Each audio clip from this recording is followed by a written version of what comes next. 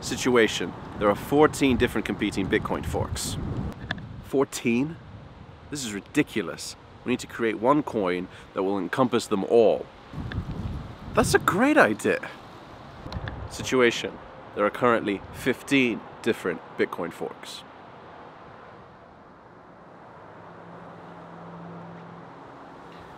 So SegWit transactions are currently falling, as you can see here. The reason for this phenomenon is, well, people are likely sending their transactions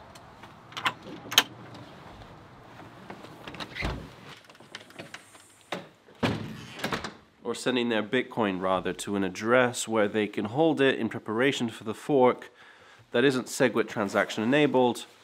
One of the biggest wallets like that is Coinbase.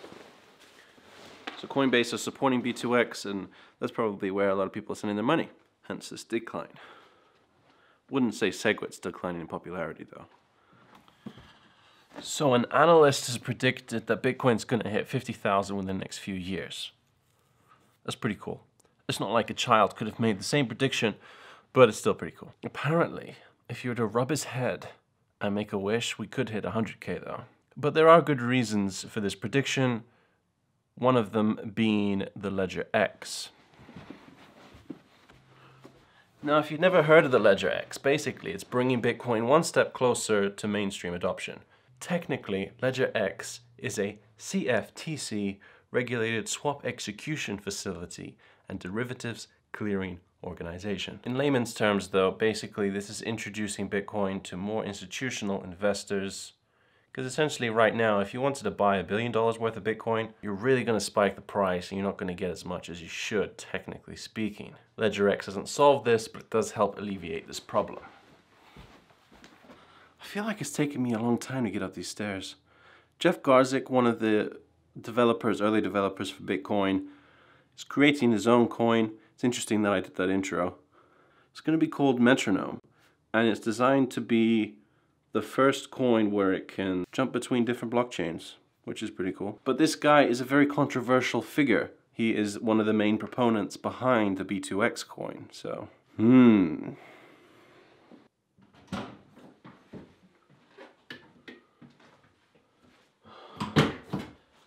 Alright, you're really gonna have to stop following me around now.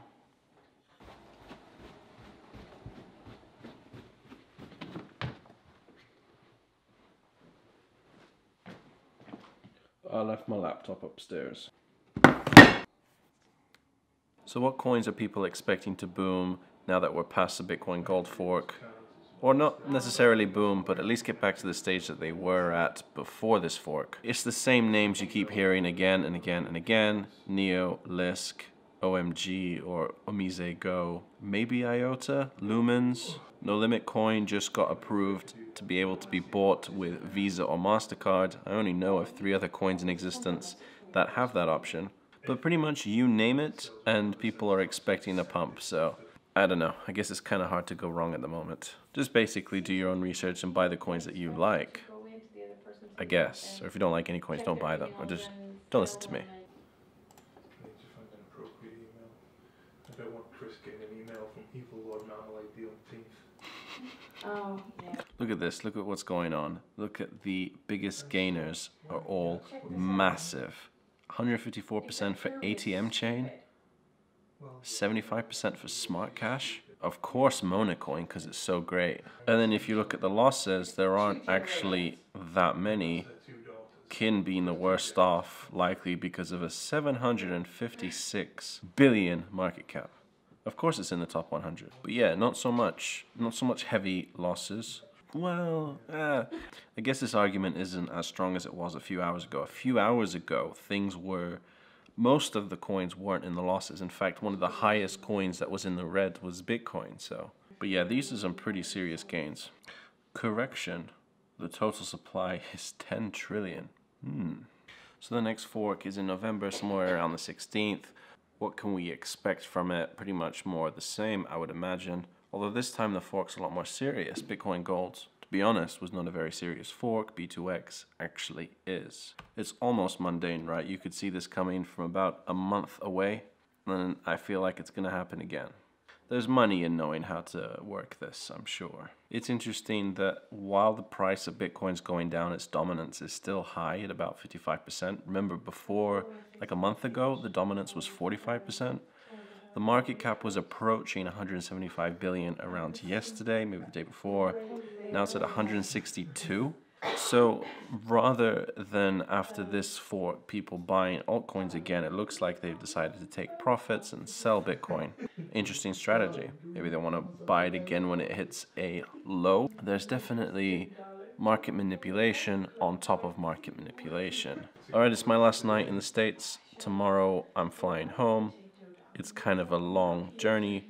I'll be home Thursday morning, so I may get an episode out then, I'm not sure, if not Friday. I've enjoyed my time. I'll be sad to leave, but then it'd also be nice to be home, you know? So it's one of those weird situations. Thanks for coming on this holiday with me. It's been a very interesting challenge vlogging this stuff, and thank you to everyone who received it well. But I'll be going back to what I usually do. I'll see you in that episode.